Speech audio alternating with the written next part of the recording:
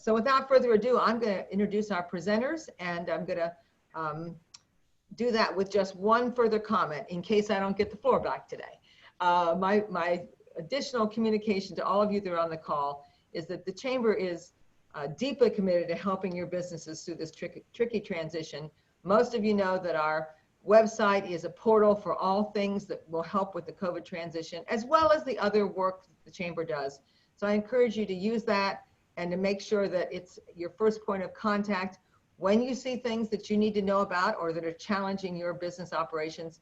If it's not there, please let us know, because we'll make sure that we continue to make that a relevant and available tool for the entire greater Evansville business community to use.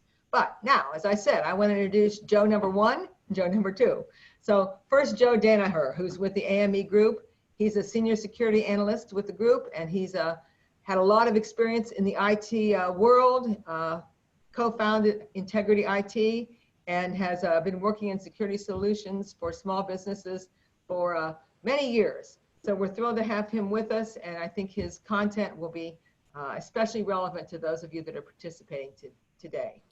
And I also want to introduce Joe Beckman. Next slide. Here's Joe. Joe's with the Purdue MEP, and he is also in the security analyst work. He's got degrees from all of our great Indiana universities practically, except USI. So Joe, one more degree for you. He currently is working closely with local governments all over Indiana to make sure that they're building relevant cybersecurity programs.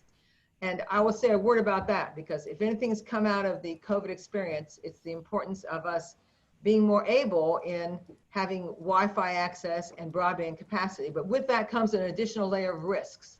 And that is true of all of us that are now working remotely, that never gave 2 minutes of time to thinking through the impacts and challenges of that. So I think we'll learn a great deal about that today. I'm going to take no further time. I'm going to turn this program over to Joe Danaher, and take it away, sir. Thank you for being with us today. Well, thank you all for having me.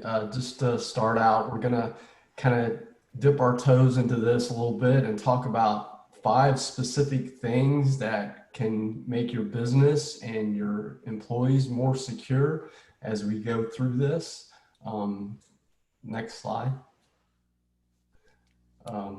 Again, I'm Joe Danaher from the AME Group. I've been in IT for quite a while. Before that, I had a career in healthcare. So I started out working with physicians.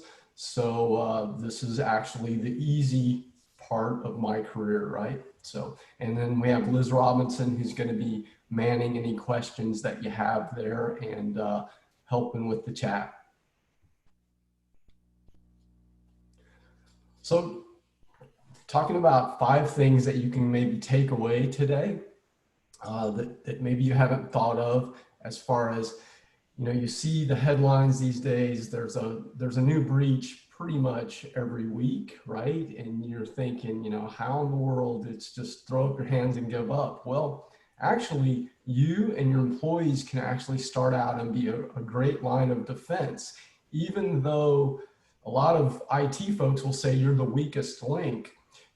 With a little training and a little education and awareness, you can actually become the first line of defense to avoid being a victim of cybercrime. I wear both hats in my daily work, right? I'm a good guy. I got to know what the bad guys are doing. So occasionally I will have to do that. And one of the primary ways that a breach starts for a company or an individual is with a phishing email, whether it has a malicious link or it has a malicious file attached. It's trying to trick you. It's trying to trick you and prey on our natural curiosity and our natural, you know, we want to comply, right? If you get an email from Microsoft that says, hey, you're going to be in trouble if you don't reset your password. Well, you know, can be a pretty easy trick for cyber criminals to play on you to get control of your email. So, you know, this is probably about the 4th year in a row Verizon does a report that identifies the #1 ways businesses breaches start, and it's with phishing emails. So training your employees how to recognize those is a key. You know, getting them to think before they click on a link or open a file. And it's some simple things. If you get an unusual request, even from someone you know, well, their email could have been breached and could be sending out phishing emails. So if it's unusual, like your boss never really asks you to go buy $1,000 worth of iTunes gift cards, for example, right? That's okay, that's a little weird, but as my boss, should I do it? Well, pick up the phone. I know we all hate to be on the phone these days. We have them in our pockets, but we rarely use them to call somebody, but call them and check. And then another thing, if IT is saying, you know, we need your password, they don't. IT can reset your password. They don't need to know it, and you don't want to give away your password to anyone. So you got to protect that password. And then if you get a suspicious email, I know a lot of us are on our mobile devices, but on a computer, you can actually do a couple things you can't do on a mobile device, like hover with your mouse over the sender, and that will actually show you who it's from, because an email is just like a web page. I can make the text say anything, but the links can point any place I want. So it can say Microsoft.com, and you know that's the link, but it can go to badguyswebsite.com, right? So you've got to be careful, and you can use your mouse when you're on a PC. And again, training your employees, you know, this information is really powerful, right? So if they've never, you know, thought about this or been trained on how to recognize a phishing email, that's very valuable for them. So let's go to the next one there. Number 2. And I hate it that it's 2020 and we're still talking about username and passwords, right? I thought by this time in my career that we would be doing something, you know, a little bit more advanced, but here we are. So a common thing that cyber criminals will do is they will use passwords that they buy on the dark web that have been involved in a breach, right? So if you are having, you know, you got that note from somebody, notice that this site that you use has been breached and they got your password. Well, that's what happens to those passwords.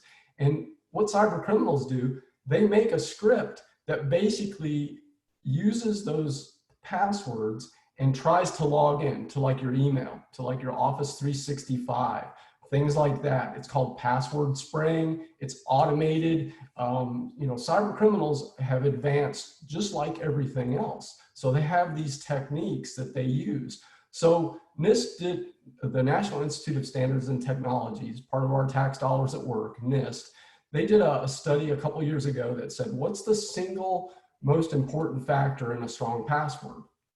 And it's length, it's password length. It's not resetting it every week. It's not, you know, special characters and numbers and letters and capital and lowercase. It's length. And once you get to about 10 characters or greater, it's much more difficult for somebody to crack your password or to you know, have it be used against you in a kind of a password spraying attack. Because what they'll do in a password spraying attack is use like spring 2019, for example. It's a real common thing that people will put the, you know, the season of the year along with the year. So really what you want to do is come up with a long passphrase. And school contacted us recently, and we had a challenge of how do we have strong passwords for kindergartners, right? So there's a site out there, and the link didn't make the slide, but it's called dinopass.com. It's hilarious. It's great. It will generate strong passwords for you that are these pass phrases, and they're actually pretty good. But it's fun because it's like cartoon dinosaurs. So it's really cool. So the other thing about passwords is don't reuse your work password anywhere else. Don't use it on Twitter. Don't use it on Facebook, because you don't know, another website could be involved in a breach and now somebody has your password for work. So only use your work password at work. And then most of us have about 80 passwords to try to remember. I don't know about you, but that gets a little daunting. So there are these password managers that are fairly secure. There's a couple links to like LastPass. I know 1Password is one as well, but there's several that we recommend that to help you with these strong passwords. So next slide. Number 3. Okay, 2FA, you might hear it as MFA, multi-factor authentication, two-factor authentication. So essentially, besides username and password, that's something 2FA is really something you have, right? So it's like whether you get a text on your phone or whether you have an application like Google Authenticator, it's a free application, or I think we mentioned Authy, which can manage all your two-factor authentications on a mobile device. It's pretty slick little application. But the key is, especially for your email, whatever you do, don't just have your email protected by a username and password. If you add two-factor authentication, that makes it extremely difficult for somebody that may trick you out of your username and password to actually get in. So if you have it available for software and applications that you use, you absolutely should use two-factor authentication. Absolutely. So, our examples are Office 365, Google. You probably have by now in 2020, you're having a lot of web-based applications. And then since a lot of us are working from home, we may have a VPN, which is theoretically secure because it can be point to point.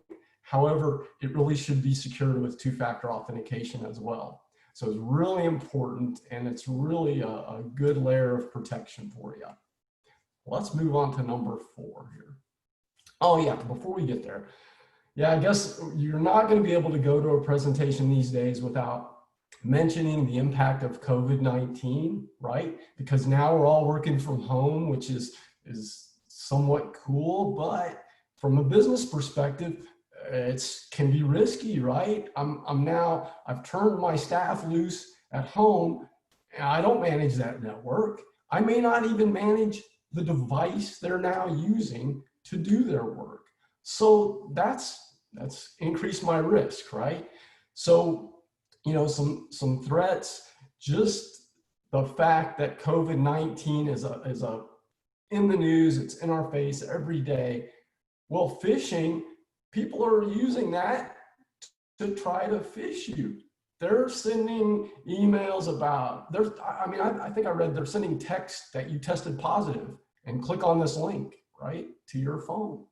But they're sending email about, hey, here's where you can order PPE for, 25% less than anybody else, just click here.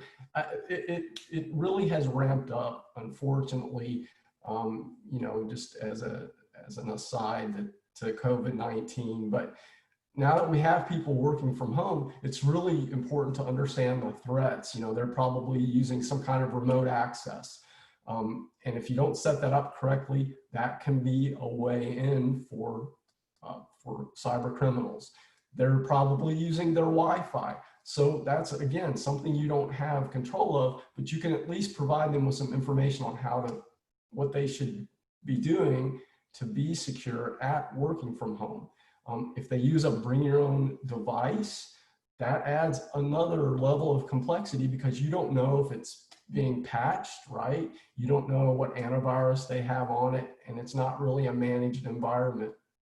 So those are just some things to think about, and I think we're gonna kind of dive into this a little bit deeper and give you some things to do. So we can move right along to the bring your own device and dilemma and what to watch out for there.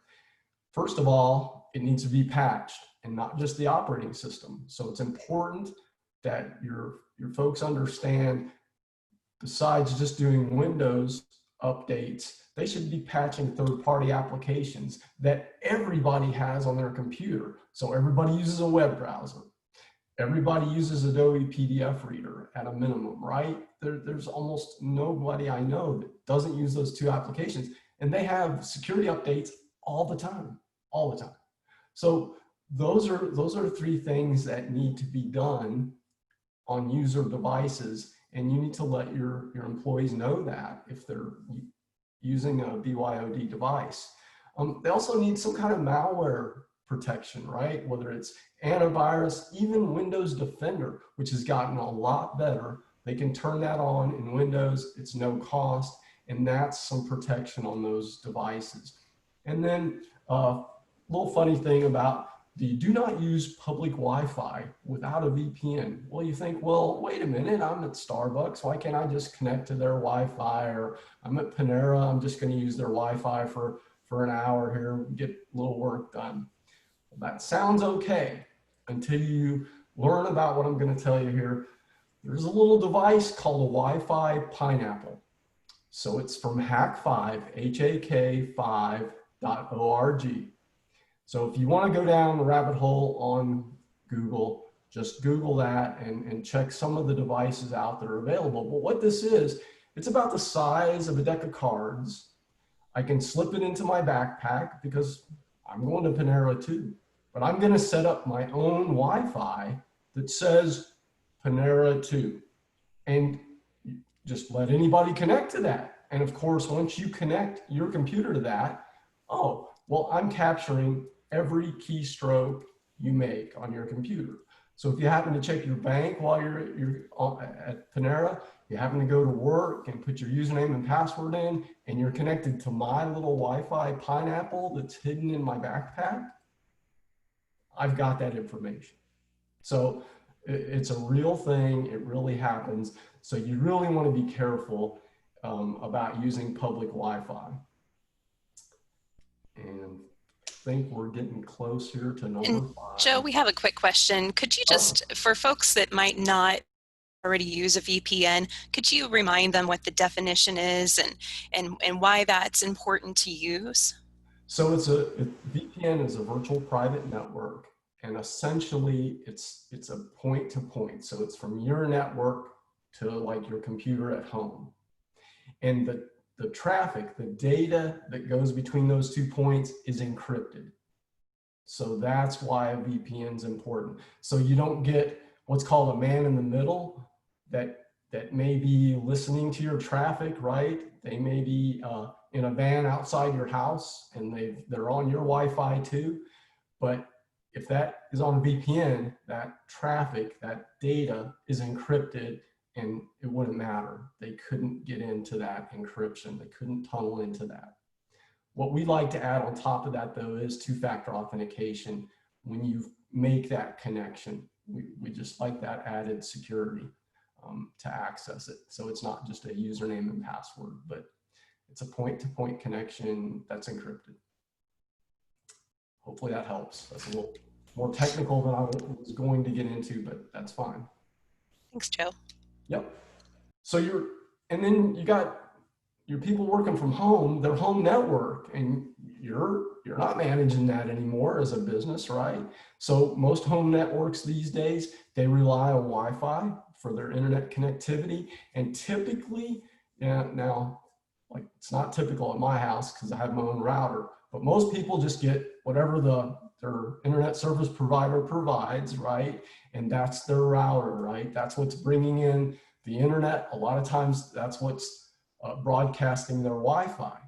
So that box, your ISP will absolutely let you connect to that and at least change the default password, and then also make sure it's updating, right? These devices we're bringing in our home, right? Alexa, our refrigerator that's now on the internet. Those all are ways in. Anything connected to the internet, right? That's a way into your network. So you want to make sure that you're doing what's called a firmware update. So that's where this type of hardware where it really doesn't have an operating system that you manage, but it has patches that are released because cyber criminals have found ways in, right? So then they issue a patch to close that hole, close that way in. And if you don't patch it, you're susceptible to somebody getting in. There's an entire website. It's called Shodan, SHODAN, and it will actually list people's like home camera systems that are publicly available on the internet. So you could actually connect to those and see what's going on at Joe's house, right? So that is something you definitely want to avoid. So changing that default administrator password and maintaining the updates that are what they're called firmware updates on those devices is really important. And then since most people are doing Wi-Fi, typically it's set up with what's called WPA2 security. So that's where you know, the traffic is encrypted, and it's also requires a passcode to join that Wi-Fi network. And those passcodes, again, that's a password greater than 10 characters, right? A nice passphrase. And if you have, like, you know, kids at home, a lot of visitors, right? And they bring their computers and things like that, you may want to have a guest Wi-Fi network to kind of separate that a little bit, because, you know, your kids' friends, you don't manage their computers either. They want to come over and game, you know, for a few hours. Well, that's okay. Use our internet, but let's keep that separate from my work. So those are just some things to keep in mind and think about.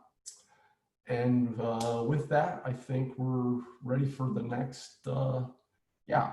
So we have Liz, were you gonna do this one? Yeah, I'd be happy to talk about this. So that was a little bit about how to take care of your staff and your end users, but to help even further, AME Group wants to provide anyone who is sitting in on our webinar today like a free training for your staff.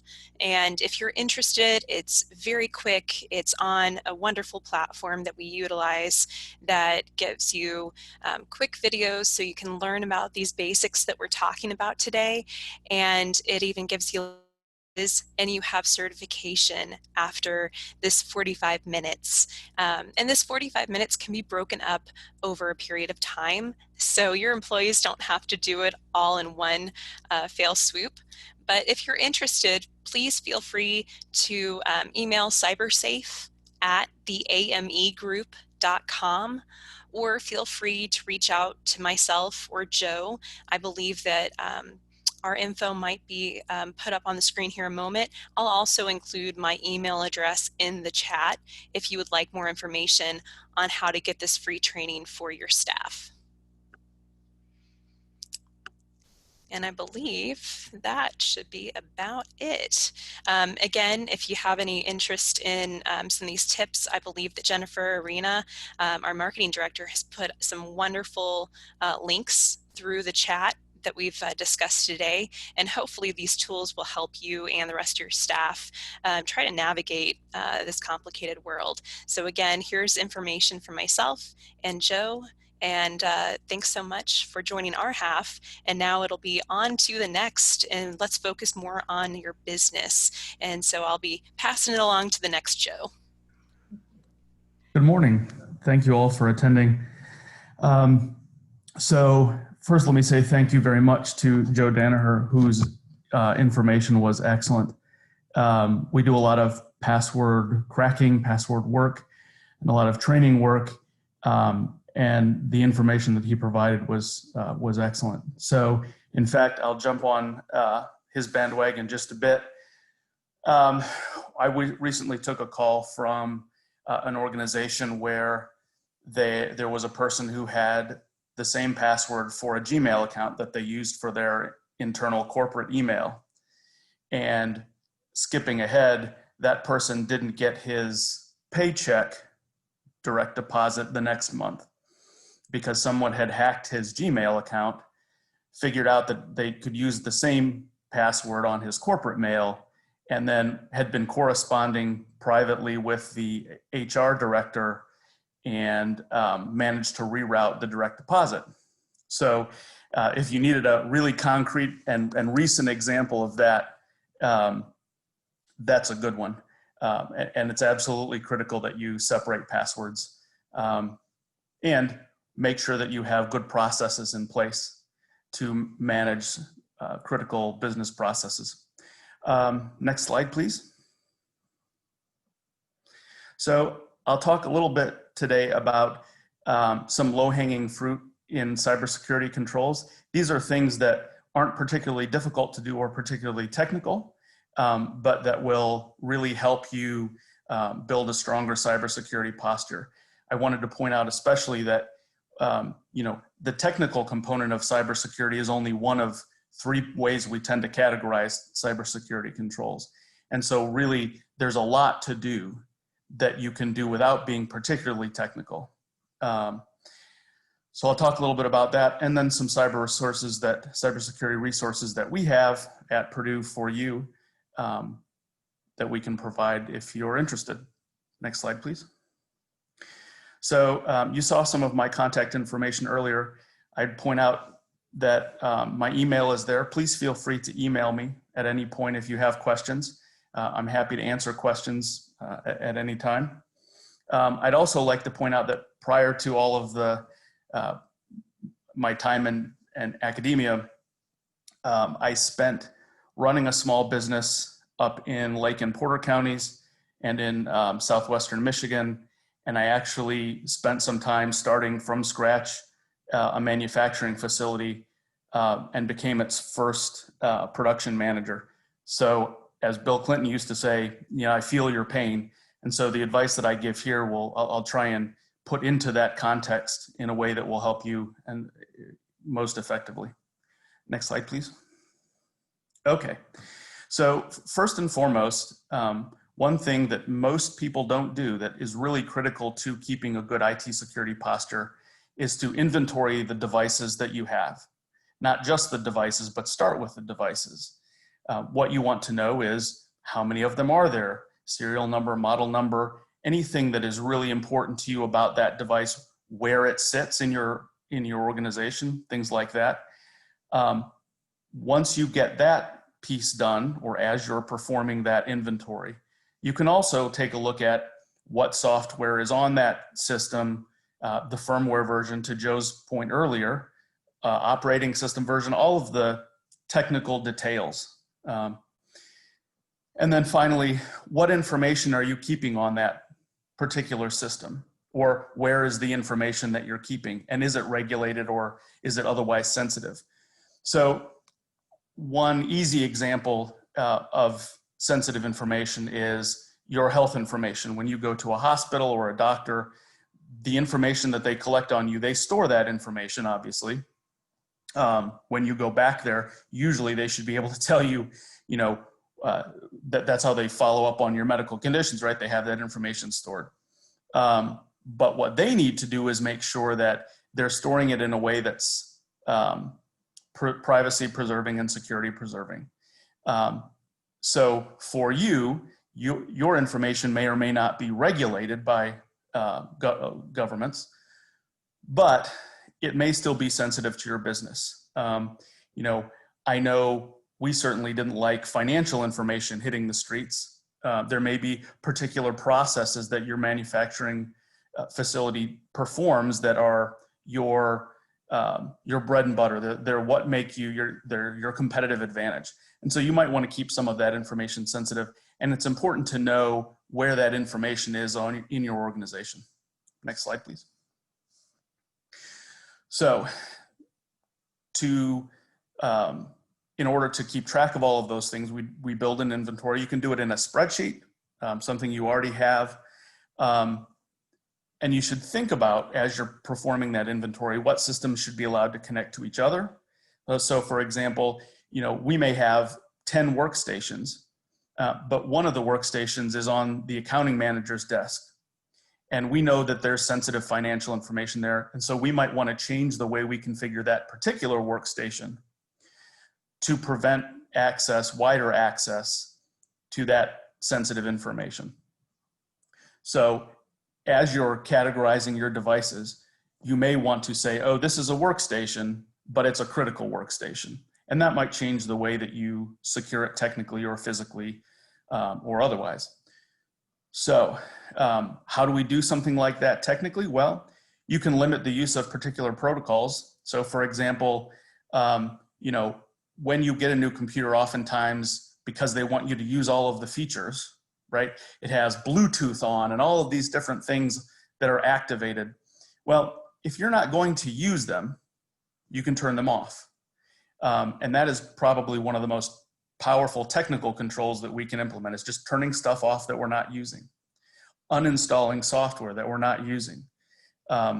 Those are relatively simple but very effective methods of keeping your devices isolated from those who you don't want to have access. So again, as you're building your inventory, think about how you might want to classify your IT assets, whether it's a networking device or a workstation or a server or a cloud provider, quite honestly.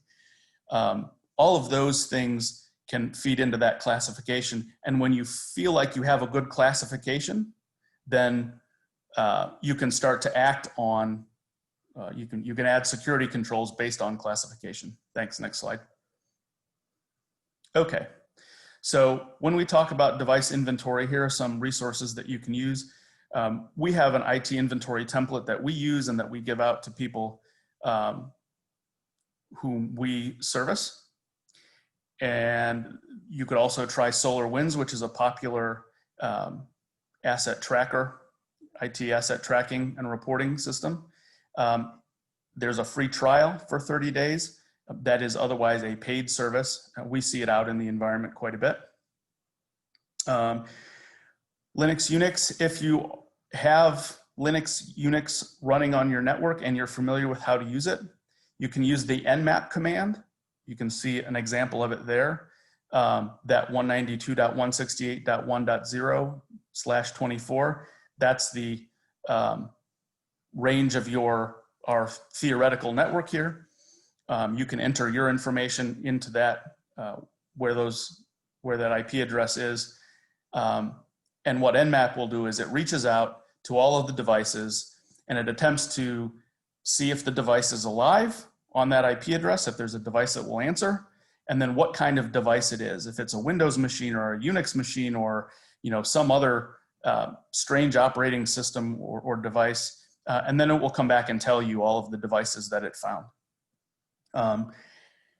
That is the free underlying technology behind almost every network scanner you'll find.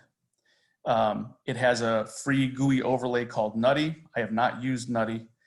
What we tend to use is Nessus or Nexpose, which are not free, but do offer free trials. And they provide a little bit more in-depth reporting than just than nmap, but at their base, they are based on nmap. So if you're looking to do this, nmap might be a good way to start, or maybe one of the other free tools. But again, to Joe's previous point, you also want to find out not only what devices you have on your network, but you need to look at that critically and say, okay, are these devices supposed to be here? And there are a couple of points to be made here. The first one is, if you don't recognize a device and it's sitting on your network, it may or may not be, the Wi-Fi, the pineapple, right? It may not be somebody snooping your network. But to the second point, what it might be is you might have a bunch of your employees connecting personal devices to your operations network. Most places that I've been allow this to happen. It's really not best practice. If you can set up a separate network that's a guest network, and most of the time, even your most Wi-Fi routers will do it, and it's pretty simple. You should do that. And you can create a policy that only those personal devices are only allowed to connect to that network. It isolates your business network from potential problems brought onto that network by personal devices. And so that's a really good practice. But start with your device inventory. Make sure that you have what you have and everything on there is yours. and then start considering how to classify those devices so that you can secure them more easily. Next slide, please. Okay, so when you have that inventory, you also need to work on patch management. And again, Joe referenced that in his presentation as well. There are a lot of ways to do patch management, and a lot of them depend on how your software updates. Most of you are running Windows as an operating system. That one's pretty simple to set up. And I'll show you here in the forthcoming slides. But in some cases, you have to actually manually track or manually update. And that's a little bit more challenging, but it's certainly worth the time, especially if it's a firmware update. As Joe mentioned, those are a little bit more challenging, but some of them also can self-update. Okay, so next slide, please. Okay, so when we're looking at patch management, we'll also look at some basic security settings to help you along the way. If you hit your start menu and you get to the utilities, right, you'll see the update and security tab right there. I've got it outlined. Next slide, please. Yep. If you click on Windows Update, you'll see that this machine, it belongs to Purdue, so they have the configuration set where it updates and installs automatically. They don't want me to change that because, of course, they don't want me to bring this machine back to Purdue and have it infect their network. That's a pretty good way to go. In some cases, you might have software vendors that say, well, install those Windows Update patches manually because we're not sure how they affect our software. So sometimes you may want to do that, but in most cases, especially these days, setting Windows Update to run and install automatically is the best thing that you can do. Alternatively, if we drop down a couple of menu items there, we see Windows Security. You can see that on mine, all of the little icons have green check marks, except for the one which is virus and threat protection. Again, for me, these settings are administered by Purdue. But generally speaking, if you make them all green check marks, you're doing well. There are some cases where this is not the case.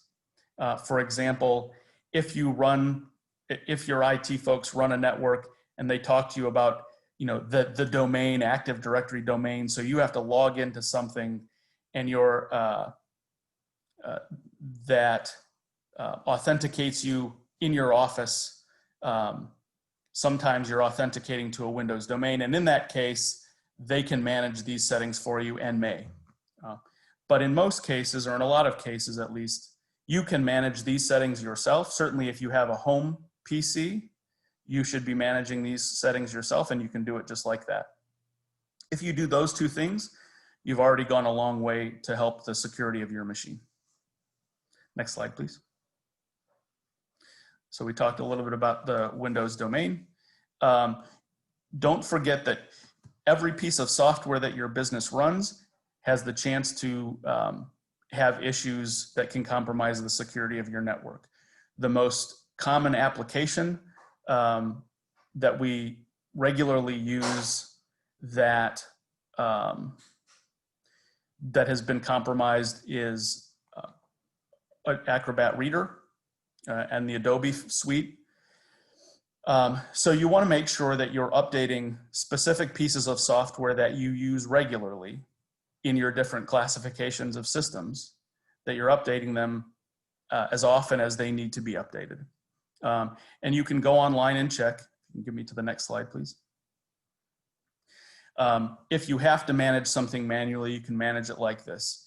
You can go out on Google and you say, give me the current version of Chrome, and it'll give you something that looks like this, whether it's Chrome or Adobe or whatever you're searching for. Usually it'll come up with something like this menu on the left. And then you can compare, again, if you're on settings, again, like we were in the previous slides for the security and update settings, if you click apps and features, most of the time, if you click on the app, it'll give you the version of the application, you can see 85.0.4183.102. If those match, then you're probably in good shape. If you have to do it manually, and most of the time you won't, this is a way that you can do that. Next slide, please. Okay, so to sum up our patch management and security settings discussion, activate all your Windows updates on all of your computers and let it install automatically. Unless one of your software vendors tells you that will break their software, in which case you might want to consider changing it, you should be doing this on all of your Windows machines.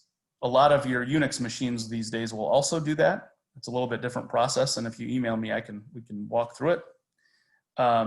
Make business critical software part of your device inventory. If you run an ERP or something like that, that's critical business software. You want to put that in there.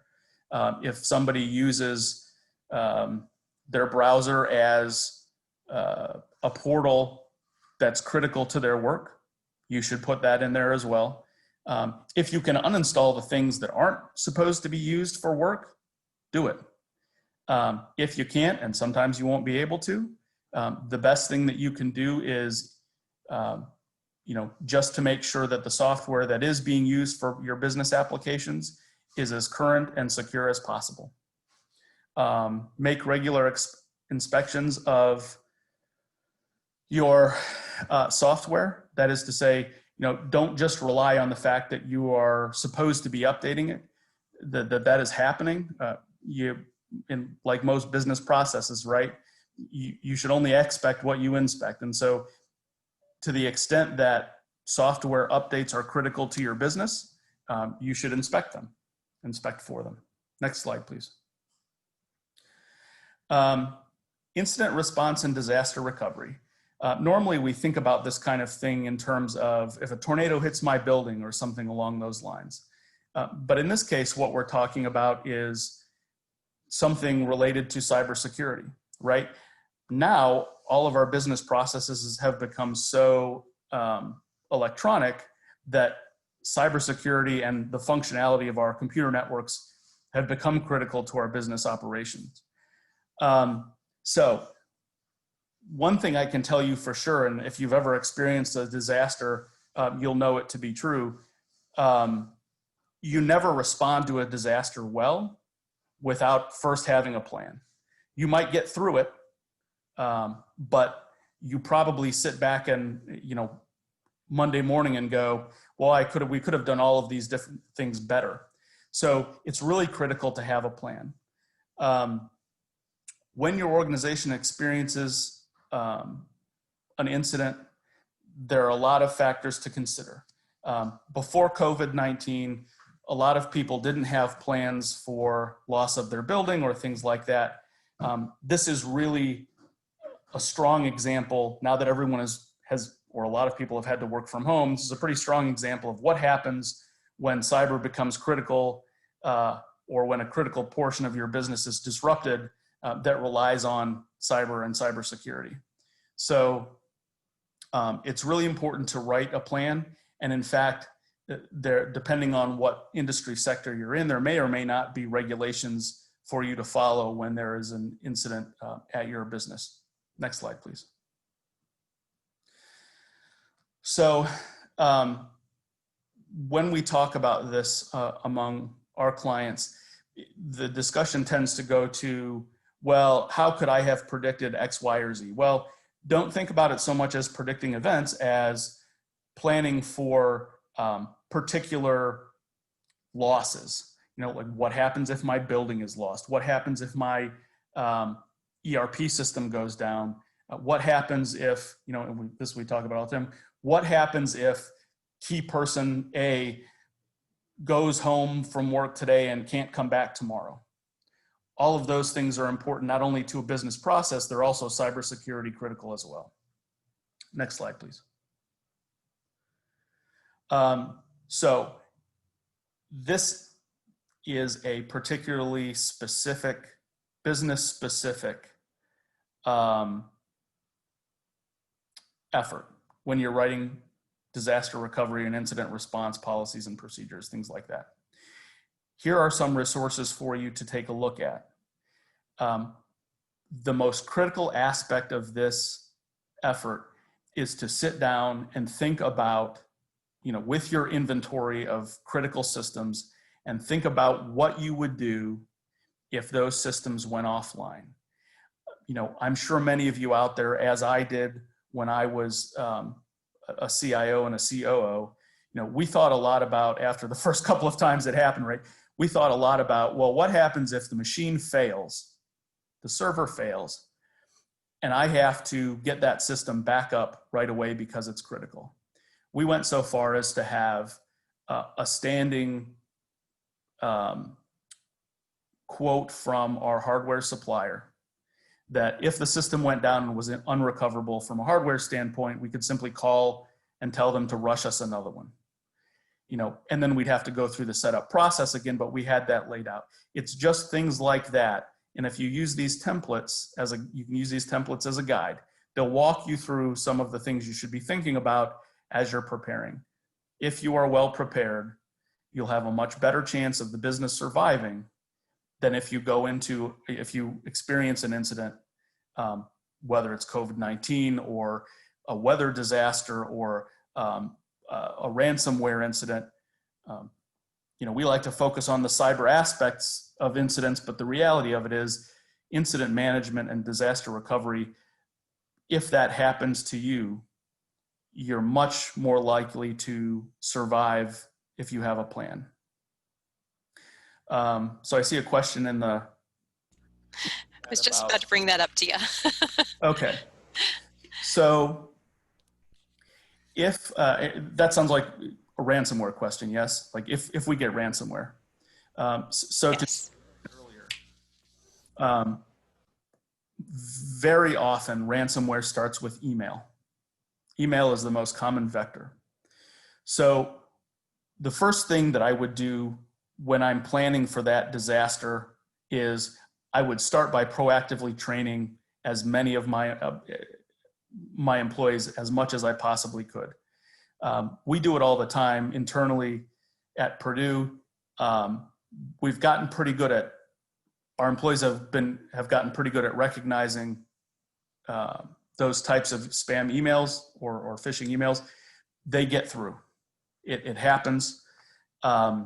It's not something that you can fully prevent.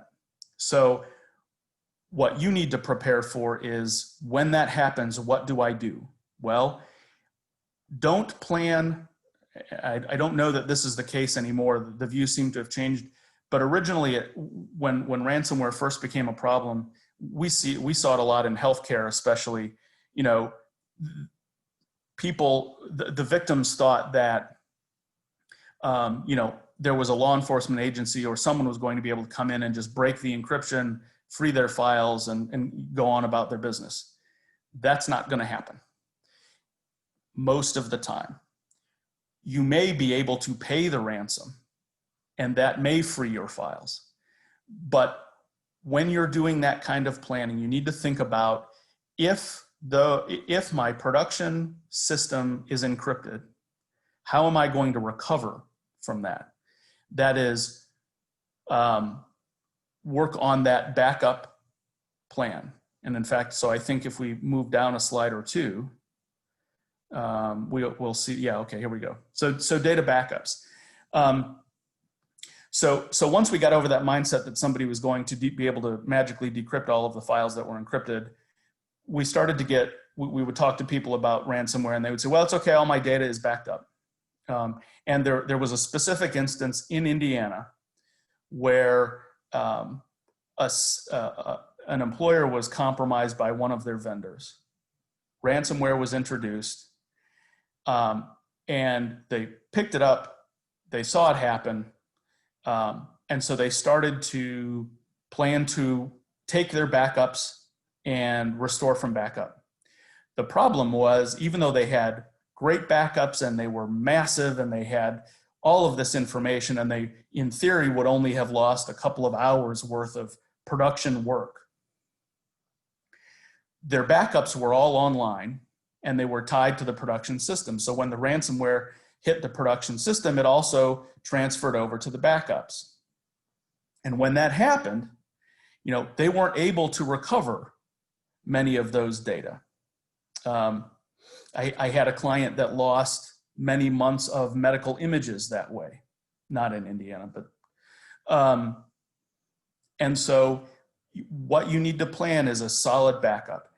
When you're talking about backups, the first thing you can do is take those priorities of what data is most critical. You start there.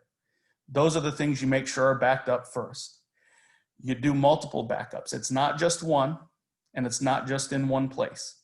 It's at least two, and one of those copies should be offline.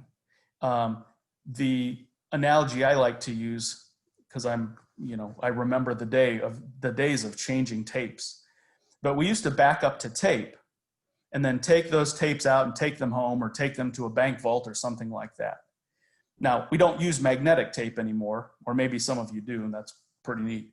But anyway, you know, most of the time, what we're talking about is backing it up to a cloud storage unit or to a USB device or something along those lines, where you basically unplug the connection. You can do that logically too. You can cut off access without unplugging the connection, but my favorite is to actually pull the plug out, whether it's the RJ45 wired network connection or disconnect, turn off my wireless, whatever it is, to make sure that this backup can't be accessed by anybody who's not physically standing here touching it. So that depends on what size of an organization you have, what type of critical data you have. You can do it a lot of different ways, and you can see some of them here, but you should treat those data, especially the critical ones, as your lifeline, because, you know, as horrible as it sounds, we don't talk about information security incidents as an if. We really talk about them as a when. Something will happen that you'll have to recover from, even if it's just, I was there last night and the machine was working, and when I came in, it broke. And, you know, I no longer, it's not working. So regardless of what type of incident it is, you have to think of it as a when and not an if.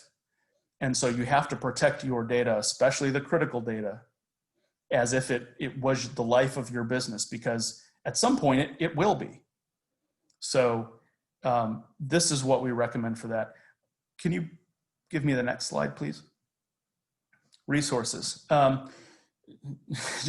Just to tell you how long lasting it is, 15 years ago, I used rsync as a network backup tool. It's free. It's a Linux utility. If you have that comfort level with Linux and Unix, and you have that level of technical ability, that one works pretty well. Windows domain file server scheduling and syncing. If you have a Windows network, you can do this, right? And you can centralize control from a file server. OneDrive is an option. Google Drive is another option. There are a million options out there. The one that will work best for your organization depends on a lot of specifics about your business, including the size and how much data you have, and, in some cases, even where you're located, right? What type of bandwidth do you have access to? Way back a long time ago, one of the reasons why we used rsync in our organization is because we sent the data from Crown Point to Benton Harbor, Michigan, and we didn't have a whole lot of bandwidth back then, so we were only syncing the stuff we really needed to sync, and rsync was very efficient. So it depends on what resources you have and what you're trying to back up. All of these will work. If you have specific questions, please feel free to email. I have security concerns to the point in the chat. I have security concerns about everything all the time. Probably nature of the game. Yes, there are some security concerns.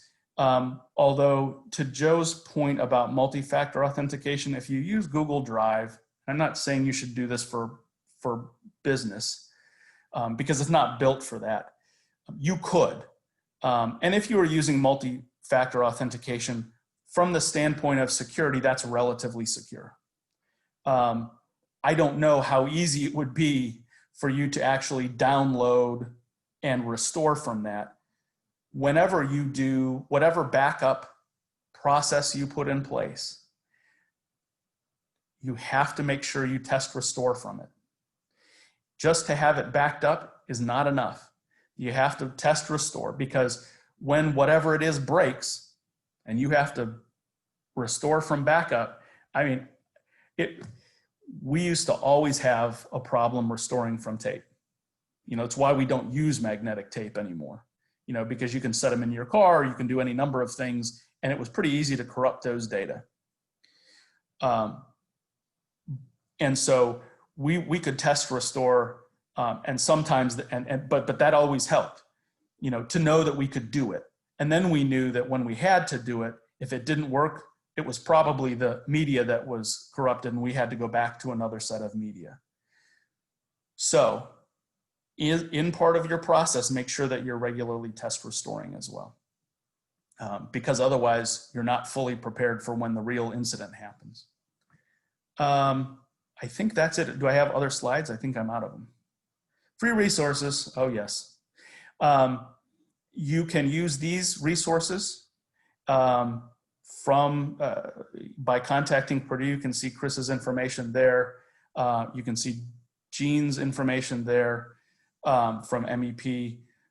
We have a whole lot of free resources there. As your land-grant university, that's part of our job. Feel free to contact any of them. Contact me. I would highly encourage you to look at Next Level Jobs, which is a state program that you can use to get training for your employees. Because again, to Joe's point earlier, training is absolutely essential. It's one of the things that will help you distance yourself from cybersecurity incidents. And Joe, can I presume that we could be in contact with you if we need a little more information from these references? Yes, absolutely. I'm going to reinforce this opportunity for Next Level Jobs training and those things right now is especially rich. And there's not a lot of things that there's resources available from our state right now, but this is one of them. So if you like me are kind of going, whoa, I learned a lot here. That's one way to kind of reinforce some of this messaging, as is certainly taking advantage of the offer for the free training that that Liz has mentioned earlier today. So didn't mean to cut you off, but I just want to push that home. No, that's perfect. Thank you very much. Yeah. And thank you for the opportunity. Oh. Questions? I'll bet the better looking Joe will jump back in here if you have questions for him too. I'm growing my winter coat here. I'm not seeing any additional questions as of yet, guys, but Jennifer Arena was nice enough to put up a link to a wonderful series through Purdue MEP that's called 20 Cyber Topics in 20 Weeks, and it goes through a whole string of different subject matters that are specific to really keeping your business secure. So if you got a lot out of this, you might want to take a look at that link that she posted in there. And also, if people don't know it, you can click and save the chat to save the links. If you click on the 3 dots at the bottom. Good coaching, Jennifer. Thank you. And we've recorded this whole thing so we can make it available to you. And I want to take this opportunity to thank you all for investing an hour in the future of your businesses. If this has done nothing but whet your appetite or scare you to death, both are okay, because the next step is to do one more thing. So whether it's going to the 20 topics or reaching out to our presenters or reaching out to Rachel or Karina Hampton or reach out to me, I'm probably the least useful, but we'd love for you to take the next step in making sure you're doing all you can to protect your businesses, because we are living in new normal, and I think it's fair to say we're going to be for a long time to come. So I will wrap this up with a thank you, and I'm going to look at Joe and Liz and see if there's any final comments they have, but I know that people probably have plans in their schedule, so I want to be respectful of everyone's time. But on behalf of the Chamber and the ISBDC, we sure appreciate the chance to continue to be relevant to those things that are most important for you to keep your businesses flourishing in this interesting time we are in these days. Anything else from our presenters? I just wanted to say thank you so much for letting us present today. And to everybody who's still on the call, please feel free to fill out the poll that's at the bottom. We would really appreciate the feedback and to learn a little bit more what you thought of today's presentation. Great, will do. Thank you all for being with us today, and wish everyone a great rest of your week. Enjoy this lovely weather we're having. Bye-bye. Thanks. Thank you, Tara.